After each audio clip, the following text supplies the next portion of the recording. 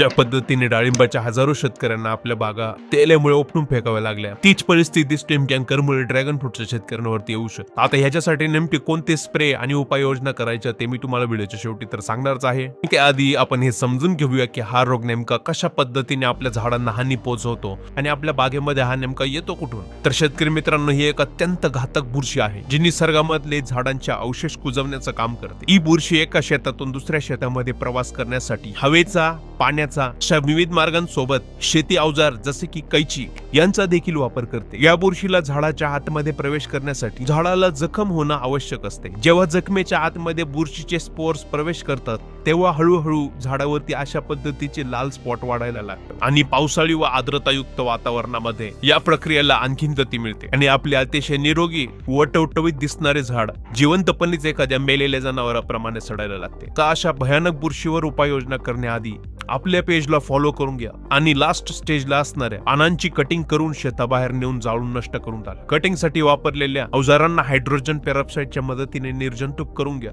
आणि बागेवरती फवारणी करण्यासाठी डायफेनोकोनाझोल आणि क्लोरोथॅलोनिल तसेच टॅब्युकोनाझोल हे घटक असलेल्या बुरशीनाशकांचा वापर करा. आता हे कंटेंट असलेल्या बुरशीनाशक तुमच्या जवळच्या दुकानामध्ये काय नावाने उपलब्ध असतील व त्यांचे प्रमाण किती घ्यावे लागेल हे जाणून घेण्यासाठी कॉमेंट करा भारी व स्क्रीनवर दिलेल्या व्हॉट्सअप नंबरशी संपर्क साधून बुरशीनाशक वेळापत्रक PDF पूर्णपणे मोफत मिळवा.